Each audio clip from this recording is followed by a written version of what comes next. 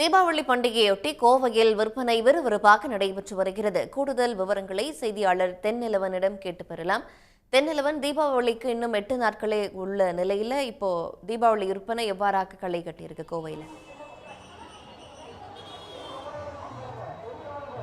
நிச்சயமாக. அதாவது தீபாவளிக்கு இன்னும் ஒரு வார காலமே இருக்கக்கூடிய சூழலில் கோவையில் உள்ள முக்கிய கடை வீதிகளில் மக்கள் தொடர்ந்து குவிந்து வருகிறார்கள்.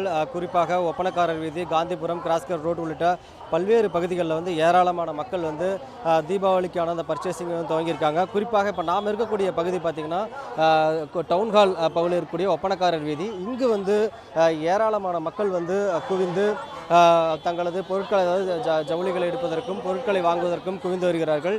நேற்றைய தினம் பார்த்திங்கன்னா இங்கே ஒரு தொடர்ந்து மழை பெய்த காரணத்தினால மாலை நேரத்தில் பெரிய அளவு கடை வீதிகளில் கூட்டம் இல்லை.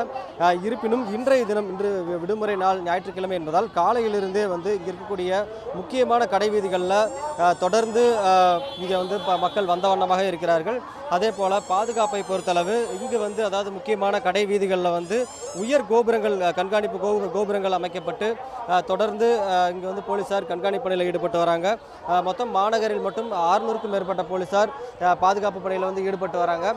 அதே போல் இன்றைய தினம் அந்த விடுமுறை தினம் என்பதால் காலையிலிருந்தே கடை வீதிகளில் அதிக அளவு மக்கள் வரக்கூடிய காட்சி நம்மால் பார்க்க முடிகிறது. இப்போ நம்ம இங்கே கூட இந்த பர்ச்சேசிங் வந்திருக்கக்கூடிய ஃபேமிலியோட பேசலாம். அம்மா, நீங்கள் எங்கேருந்து வரீங்க? யார் வந்திருக்கீங்க? பர்ச்சேசிங்கில் எப்படி இருக்குது? கூட்டம்லாம் எப்படி இருக்குது? அண்ணா, நாங்கள் துடியலூர்லேருந்து வரோம். ஹஸ்பண்ட் பாப்பாக்கோசரம் வந்திருக்கோம். ட்ரெஸ்ஸு பாப்பா பர்த்டேக்கு, தீபாவளிக்கு ட்ரெஸ் எடுக்கலான்ட்டு வந்தோம். நேற்று சண்டே சாட்டர்டேங்கிறனால லீவ் இருக்கிறனால நேற்று மழை பெஞ்சது, அதனால் யாரும் கும்பல் அவ்வளோக்கும் இல்லை. நேற்று வந்தோம், ஆனால் சண்டேங்கிறனால ரொம்ப அதிகமாக கும்பல் இருக்குதுங்கண்ணா. நெரிசலாக இருக்குது ரொம்ப அதிகமாக. கூட்டமெல்லாம் எப்படிங்க இருக்குது? அதான் கால் இது வைக்கவே வண்டி போக எந்த இதுவுமே இது இல்லைங்கண்ணா. நல்லா மக்கள் கூட்டம் அதிகமாக இருக்குது. நீங்கள் எங்கேருந்து வரீங்க? எப்படி இருக்குது கூட்டமெல்லாம்? எப்படி இருக்குது? நாங்கள் குளத்துப்பாளையத்துலேருந்து வரோங்க. கூட்டம் கொஞ்சம் அதிகமாக தான் இருக்குங்க. ஆமாங்க, நேற்று வர முடியல. அதாவது கோவையை பொறுத்தளவு தொடர்ந்து காலையிலிருந்தே பார்த்திங்கன்னா ஏராளமான மக்கள் வந்த நிலையில் தற்போது இந்த மாலை நேரத்திலே அதிக அளவு கூட்டத்தை நம்மால் பார்க்க முடிகிறது. குறிப்பாக இந்த ஒப்பனக்காரர் வீதியில் இருக்கக்கூடிய இதுதான் கடை வீதிகளில் மிகவும் பிரதானமாக இருக்கக்கூடிய சாலை. சாலைகளில் சாலைகளின் இருபுறங்களிலும் தற்காலிக தடுப்புகள் அமைக்கப்பட்டு சாலைகளில் பொதுமக்கள் வராத வண்ணம் போலீஸார் தடுத்திருக்கிறார்கள்.